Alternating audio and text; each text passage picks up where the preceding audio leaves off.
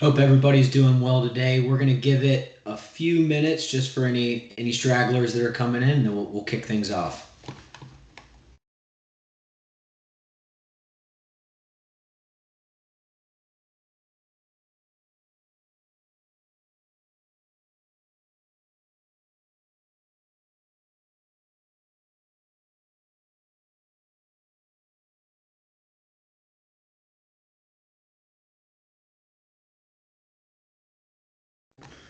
All righty, we'll kick things off. Appreciate everybody jumping on today.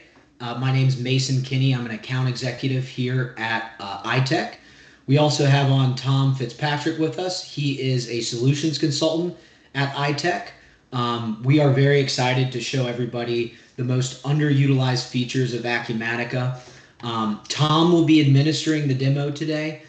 If you see up in the top left-hand corner, you'll see a Q&A box. This is where everybody throughout the demo, you can submit your questions. Just type them in the chat and we'll answer them for you as we go through Acumatica. Our goal today is twofold. The first is just to share tips and tricks with current customers. I see a lot of familiar faces and company email tags here, so it's good to see everybody. And secondly, we have some new prospective Acumatica clients. So our goal is to introduce you to Acumatica, get your feet wet a little bit, and yeah, just introduce you to iTech and Acumatica.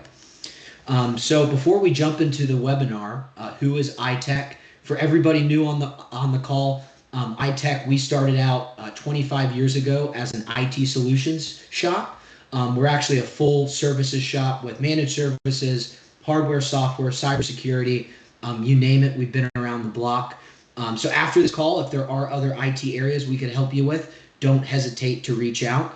iTech began offering Acumatica in 2015. And thanks to the success of Acumatica, we've been able to expand our Acumatica practice to support 200 companies on Acumatica in 6 countries in 27 states. We're also proud to share that we have a 100% implementation success rate, which is nearly unheard of in the ERP space. And our team is dedicated to helping companies scale operations as your technology partner. So 6 years ago, when I first started selling Acumatica, it was kind of a new kid on the block.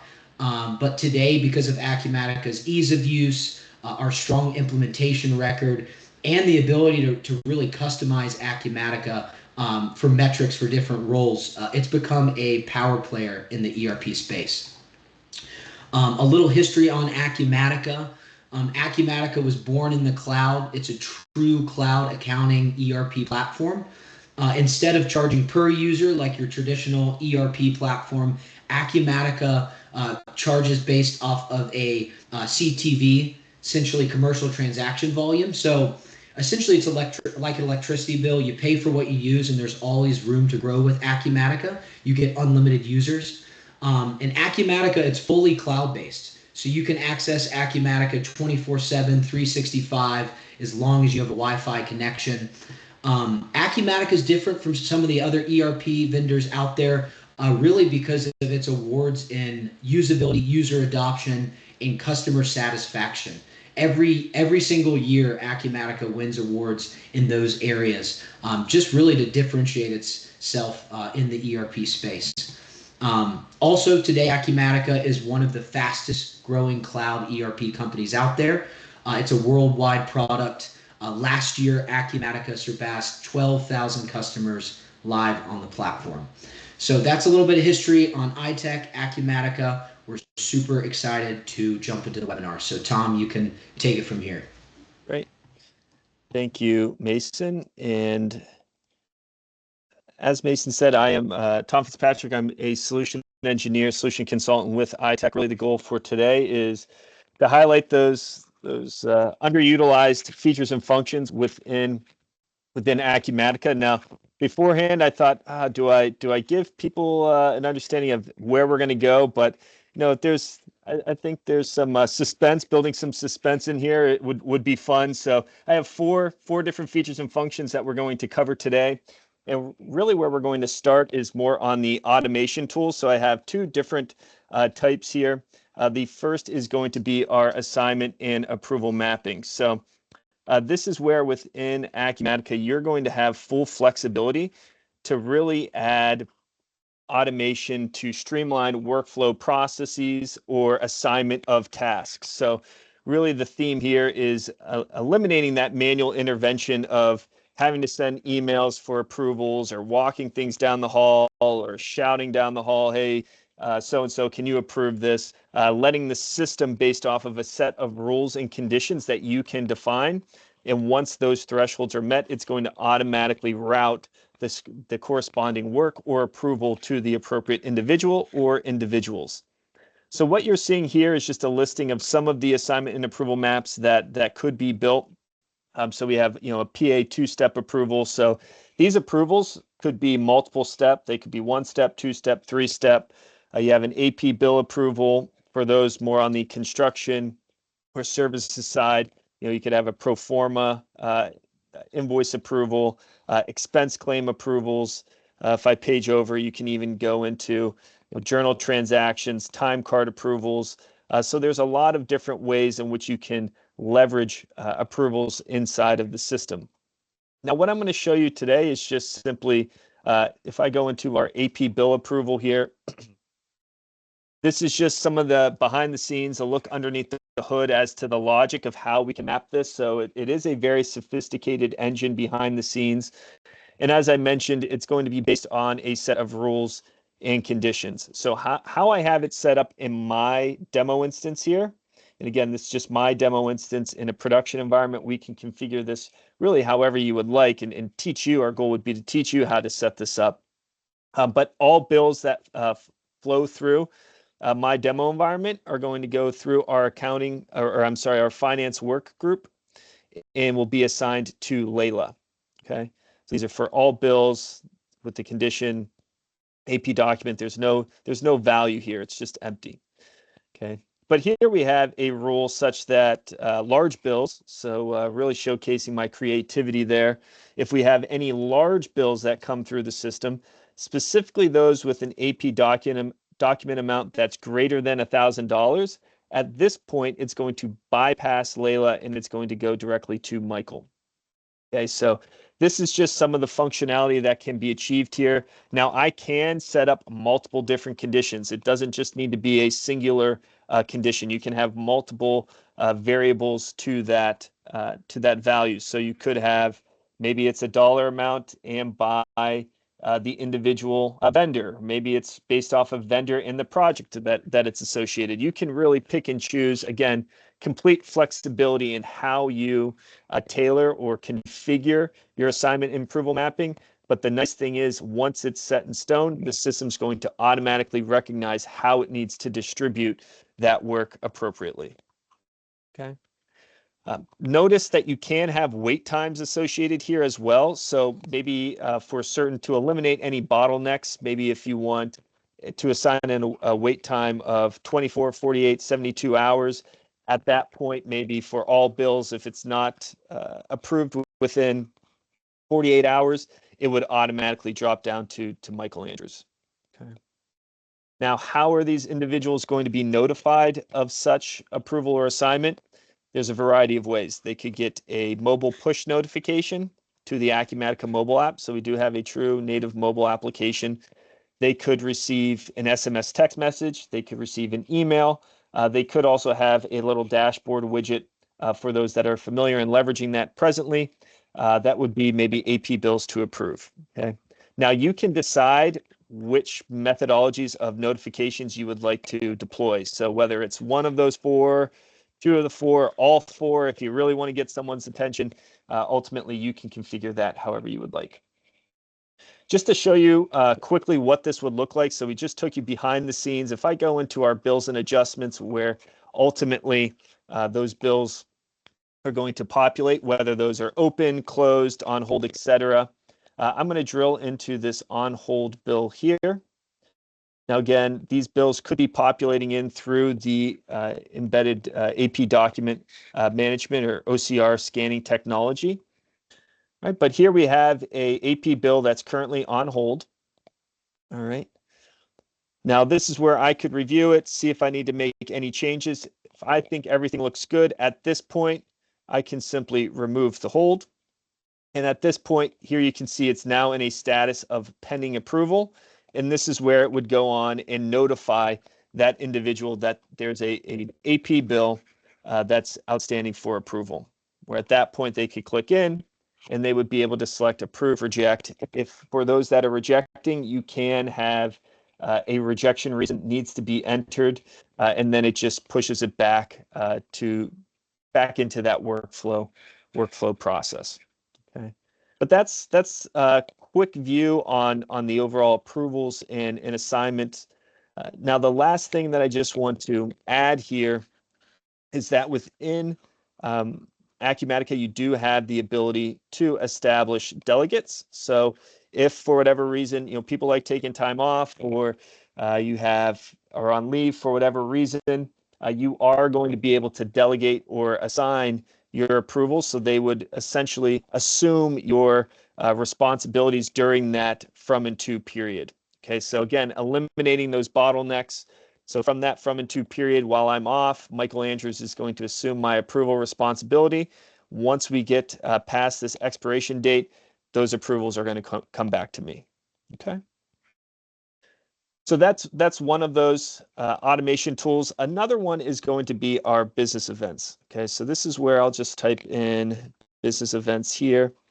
And again, we want y'all to work smarter, not harder here. So really these business events, as the name kind of indicates, is when a certain business event occurs, it's going to automatically trigger, whether that's an action, it's a notification, it's the next step in a process, it's notification of maybe outstanding invoices. Okay. So this is really eliminating any manual intervention that certain individuals might be bogged down in their day-to-day lives.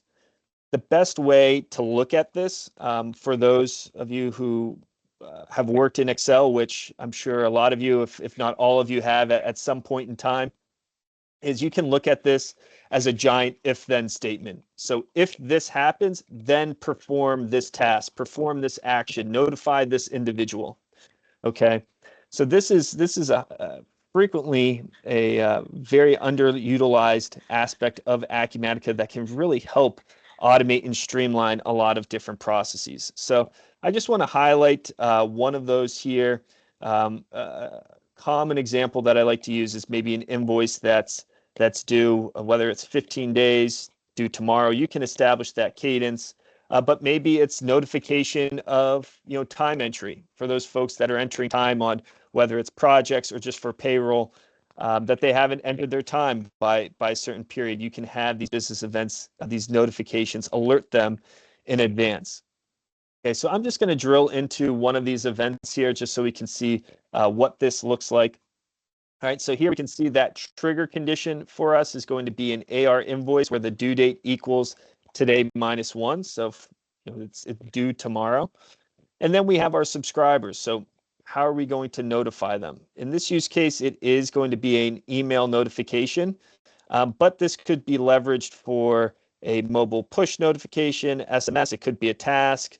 For those of you that are using the Teams integration within Acumatica, it could be a Teams notification. So there's a variety of different ways to notify folks, as well as just have an action execution. So when this event happens, automatically perform this. Maybe it's once I release an invoice, I want you to automatically email that out to the client. Okay.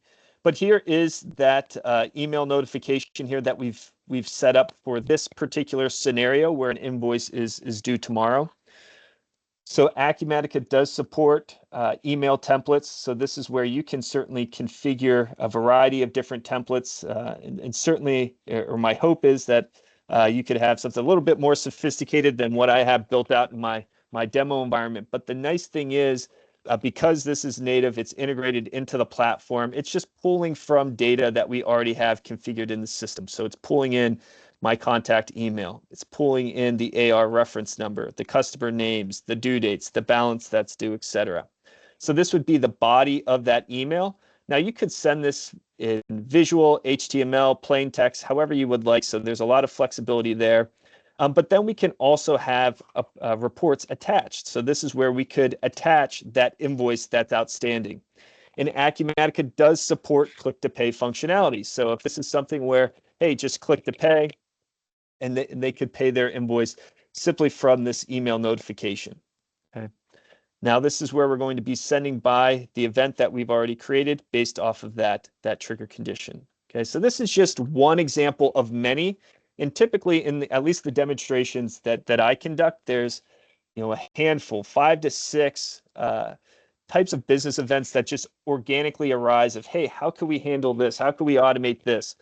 Business events can really become your best friend. Okay.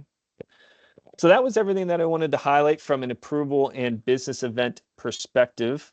The next underutilized feature that we often find is in our expense receipts or expense management. So Acumatica does have its own true native mobile application. So that's what I'm just working on getting fired up here. So if you just give me a moment. Just needs to scan my face. So you can enter in these expense receipts, whether it's from the browser version or the native mobile application. So what I'm going to do is I'm just going to reflect this and wait for this code to pop up. All right. Then we should see, there we go. All righty, so this is, oh baby, oh gosh, come on, work with me here. There we go. Alrighty, so here we have the native mobile application, and for those that this is their first time, it is a true native mobile app. So the workspaces that you're seeing listed out here are going to be the same that you're seeing on the left-hand side on my browser version. Okay, but time and expenses is really where we're going to focus on today. So when I drill into my time and expenses, this is where I'm going to be able to enter my expense receipts. So typically what we hear, what we see is a general pain is, yeah, expenses is a problem because they fill out the sheet, but it's the physical receipts themselves that we aren't able to track. Okay, well, Acumatica has great functionality here. So if I just go into our expense receipts, have this load, again, I'm coming to this from my mobile application. And what's nice is I can just select this camera down in the bottom. And then I would be able to very easily and quickly just take a picture here of that receipt. All right, the white on white is never, probably want to have some contrast there. The white on white never does a great job of getting that border set. All right, but once we have those borders set, we just simply put select done. And now what it's doing is it's going to scan this receipt. Now I have a lot of items on this particular receipt, but this is that OCR scanning technology. So it will get better as it scans certain receipts. So it's going to be able to pull in maybe the expense item, the amount, the dates, things of that nature. But here we'll just type in manually. It's we'll say business lunch. Okay. And then we can have this preset to the expense item. So these are just going to be non-stock items that we have configured in advance. So these are going to be our business and lunch. Okay, here I can just put the amount. What was that? 74.73. Okay, notice that I'm paying right now with a corporate card for a company expense, but you could use, for those that don't have corporate cards, it could be a personal account. All right, this would just trigger a AP invoice once we've created, or maybe there's scenarios where they had to use the corporate card, but it's a personal expense. So these are different flags that can be leveraged. You can ultimately decide what they have access to, whether it's only the corporate card, the personal card, etc.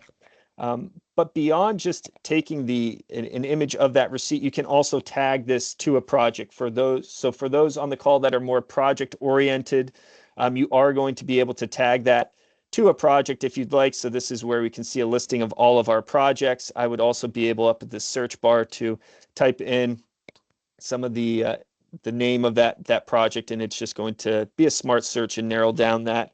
Once we select that project, we would then also be able to select that task, and then we can assign if this is billable or non-billable. Okay. So really what I'm doing here is just showing you all the options, all the functionality that is available. All right. Now, once we have this entered in as we'd like, all we need to do is just simply select save. All right. And what I'm going to do is I'm going to open up my expense receipts just so we can see how real time this is. So here I'm going to select save. All right. So here we have that business lunch, and then I'm going to refresh my browser. All right. And here we see that business lunch instantly and accurately populated over. Okay, if I drill down into that receipt number, you see all the information that I plugged in from the mobile application. All right. As well as that file. Okay, so remember, Acumatica does have embedded document management. All right, so here is a copy of that picture that we just took a moment ago. All right. Now, once we have this expense receipt created, at that point, we would be able to Hey, claim. Tom, we got a question. Yeah. So let me read it here. 1 sec. It looks like we have a question from Rachel. Um, can you make changes after it is submitted? After the submission, you would be able, well, so you could, in theory, yes, you could make corrections. What we would advise is having that approval process. So in this use case, I'm going to submit. All right, and then it's just going to go through a pending approval and approval process just for someone to put eyes on this. But you would be able to correct past submissions. Essentially, make changes before this part, Tom. Back where the GL was, can you make changes on the GL? In this domain, once submitted. Yes. Status open. I'm not sure. Let me see. Essentially, make changes before you submit is what Rachel's asking. You can make changes before you submit. Yes. I'm thinking just a workflow would need to be tailored if you submitted something and it's been approved, and once it's been approved and is booked as a transaction, we would have to. There's some additional steps there, but yes, you would be able to make any corrections prior to the approval. We can also have that approval workflow. So if someone reviews it and they reject it and they say, hey, change this, which I typically get a lot of, you can make those changes then and then resubmit for reimbursement. Okay, awesome. Great question, Rachel.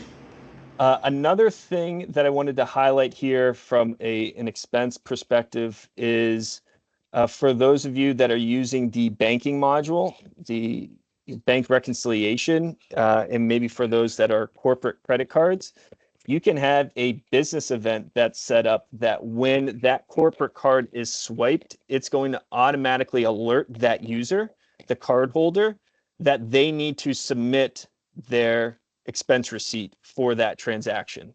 Okay, so that's just another way of leveraging the expense receipts in tandem with the business events, those automation tools that we've discussed. Okay, so that's another use case for both in this particular scenario. Okay. Next item that I'd like to call out is the use of GL anomaly detection. Now, Acumatica has had anomaly detection dating back to 2022, primarily on the generic inquiry side, but now you have true GL anomaly detection where you can even have a dashboard built out. So it takes more than a day to have this populate with some meaningful data, as I'm learning here, once you turn it on. But really what the GL anomaly, what that function, what it's meant to do is it uses a machine learning algorithm to really understand and be able to predict errors in your general ledger postings. Okay, so the more that you use Acumatica, the more that algorithm gets better at understanding your usage, the predictability. All right, so that as it continues to analyze past journal transactions, it ultimately builds a baseline as to what is normal, and then it's going to alert you of postings that fall outside of that normal usage profile. Okay. So just some common examples here would be like a high dollar GL posting that falls outside of that normal range. We could have a transaction that gets posted to an account that's rarely used. Maybe it's I don't know, an expense receipt like we just performed that got coded to the wrong department, or a department that's unusual. You don't typically code a travel transaction to that department. Okay, those are the types of anomalies, those trends that it's going to be able to detect. Just like with anything in Acumatica, as long as you have the data somewhere, if it's in a generic inquiry and so forth, you can then leverage it in a dashboard view. So just showing you really the vision here of what this could look like, but being able to see in a stacked chart format, data table perspective, your top 10 anomalies by score. So it's going to score those anomalies in terms of what's more relevant than others. Then you can also have it categorized maybe by the amounts. Okay. Remember, you're going to be able to really configure these, or iTech could help you configure these dashboards however you would like. And it still has the same functionality to be able to drill down into those details. Okay. Now, once we turn on that anomaly detection, really, how is it going to use? How can we leverage this? Okay, so this is where we're going to be able to use the analyze accounting transactions. Okay, so this is just a processing screen. So we could have this set up on an automated cadence to automatically perform these actions that I'm going to show you. I'm showing you this on a more manual basis just because it's better from a demonstration perspective, but I just want to make it clear that these can be automated. Okay. Once you turn on the GL anomaly detection, the first thing you need to do is you need to train the model. Okay. So what it's going to do is it's going to look at today, 18 months into the past, and really start to understand the usage profiles. Okay. What's the normal range? Again, establishing that baseline. Okay. Once you have that model trained, at that point, you're going to be able to analyze those transactions. Okay, so this is where it's going to analyze those transactions and be able to understand which falls outside of that normal usage profile. Okay, and then from there, what you're going to be able to do is review those anomaly predictions. Okay, so this is where I'm just going to backdate just so we can see a little bit of how this would look in a more of a production environment. All right, but here we have the period that we would want to analyze. We could select the account associated that we would like to analyze. Here we have highlight a score over, in this use case, 50% on that anomaly, and you can decipher what that range or what that number is. Okay, but ultimately what it's going to allow you to do is, because the system's so tightly integrated and everything is linked together, you do have these hyperlinks, these reference points where I could drill into anything that shows up on these anomaly predictions. I would be able to review that documentation, and once reviewed, I could, whether that's mark as valid, maybe I need to mark this for review for someone else and it could go through an approval process.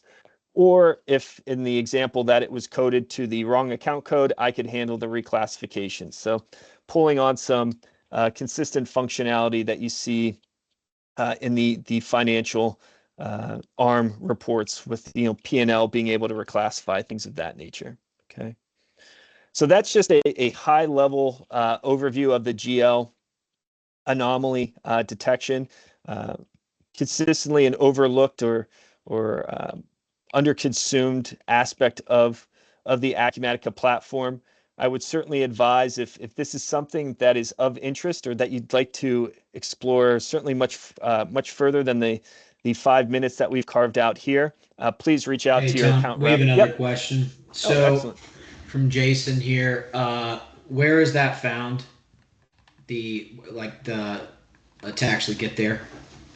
To get to the anomaly detection.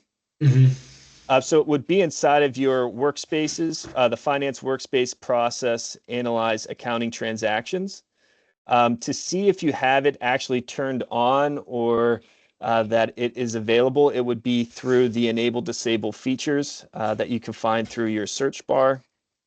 All right, so if I didn't fat finger that here, enable disable, and then it's just going to be a checkbox here for anomaly detection somewhere. Yeah, GL anomaly detection. Okay. Okay, awesome. Great All right. question, Jason. Looks like we have, oh, that's from Andrew. Andrew, no questions. You're awfully quiet. But as I was saying, if this is something that is of interest that you would like to leverage that you're not currently, certainly reach out to Basin or any of the other account reps, and we can schedule additional time to peel this onion further. All right. The last underutilized feature is going to be more on the deferral side for the deferred revenue and expenses. So this is where Acumatica does have its own deferred revenue module here.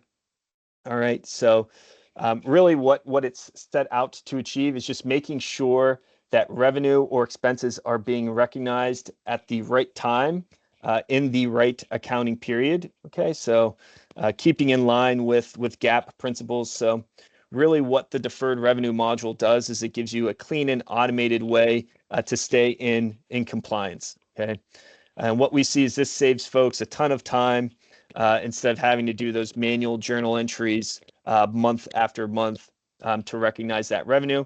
This is where you set it up once, and it's really a set it and forget it. The system is going to just process this through. Okay. Now, really where this all starts or is conceived is within our deferral codes. So you do need to set up these deferral codes in advance. So similar in a lot of ways to at the top of the hour when we discussed the approval mappings, the system needs to be able to recognize or understand what's happening here. So that needs to be set up. But once set up, it's really just going to automate that process. Okay. So we have a couple deferral codes that are already set up in my demo box. We have a 12-month evenly from a revenue perspective, or maybe if you have any sort of prepaids, in this use case, it's as it relates to insurance, it's a prepaid expense, or maybe it's 6 months evenly. You can really configure these however you would like. We'll drill into a deferral code just so you can see what this looks like behind the scenes. But this is where you can see 12M for 12 months evenly. The recognition method is going to be evenly by the periods, but you'll notice that you can have multiple different recognition period or methods based off of your needs or what would align with your needs. There are instances that we've sold or some clients that we have where they need to recognize a certain amount up front and then they want to defer the rest thereafter. So this is where you could have or establish that recognition, how much we're going to recognize now. This start offset is just, if I added a 1 here, let's just say a software, we had a software subscription and we're going to start that deferral next month. Okay, so we want those 12 months evenly. The start offset, I would add a 1 here to start that deferral next month. Okay, here we have those 12 occurrences. It's for a revenue deferral. And then you have your posting classes. Okay, so which natural account is it going to hit? Here's the liability, and then any sub accounts or dimensions that you want to hit as well. Okay. Ultimately, once this is configured, at that point, you're going to be able to, or it's going to create that deferral schedule. So this is where we'll just go into a transaction just to show you what this would look like. So here I'm going to drill into this AR invoice. So here's the reference. Again, Acumatica does a fantastic job of always having reference to original documentation. So this is the invoice and memo that was created for this software subscription, or it looks like a software maintenance program. All right, so here we see the entry on that invoice. And if I scroll over, here's our deferral code. So this is where it needs to be attached at that order entry. Okay, so this would be at that invoice and memo screen is where we would attach or apply that deferral code. And then once this deferral code is created and this invoice is released, what it does is it's going to create this schedule. So now we're on a deferral schedule. Okay, so this is where you can have that automation. So you're not having to manually input Hey, these Tom, GLs we every have another month. question. Yep. We have another question here from Stephanie. This is for prepaid expenses per se. Could be for prepaid expenses. Absolutely. Yep.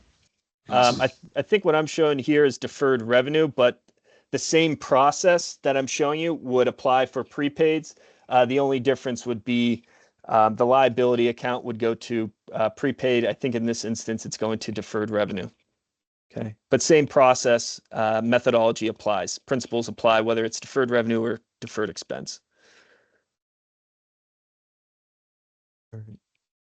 And then one more question from Rachel. Where do we find this? Should be under the. Yeah, you Yes. go. So here it's the deferred revenue workspace. So whether that's a call out on your workspaces or it might be in more items. And then within deferred revenue, you have your deferral codes within preferences. And then once those deferral codes are created, the deferral schedule will be in your profile. And then the automation of how you run that schedule is going to be in our processes in these and run recognition. Okay. All right. Great questions. So here we are, we're in that deferral schedule. This one's already started the process. So we've run this for a handful of periods here. So here we see the details. So this is the initial one of the line items on that invoice. So here's that liability account that's hit. Once recognized, here's the account that it's going to. It looks like sales revenue is what it's going to be tagged to. Again, you have your sub accounts. Here's the total amount of that line item in 2000. This is how much is still to be deferred. This is the deferred amount that's still outstanding. And then down below, you have your transactions. So the nice thing here is you're always going to have quick and easy access to any of those transactions in a link to that GL. Okay, so if I select into this GL batch, for example, this is where we've recognized revenue. So we're crediting our deferred revenue, or I'm sorry, debiting our deferred revenue and crediting the sales revenue for that particular period. Okay, but this is just going to run automatically through this run recognition. Right, so if I page over and we'll pick, I think this is out of sequence, but we'll just pick that.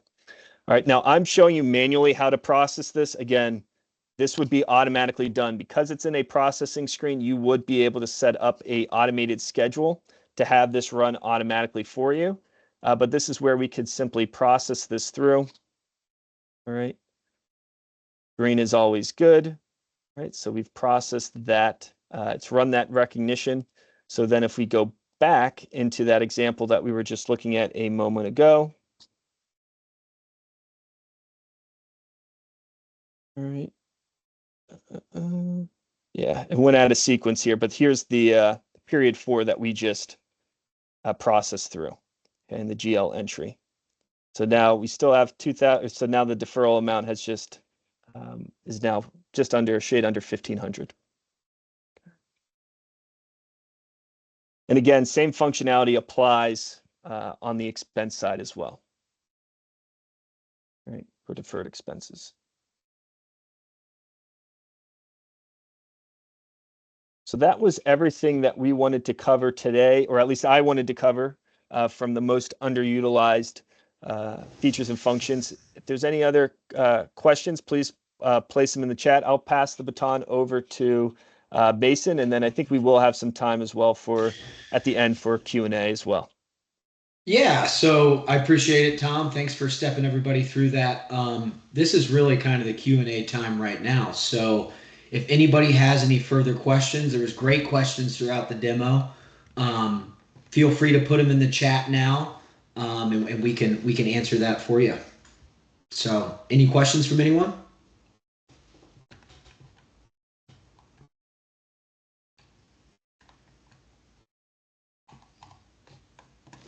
All righty. No worries. Well, it's been a great webinar. We really appreciate it, guys. Jenny and Rachel, I'll follow up with you guys after the call.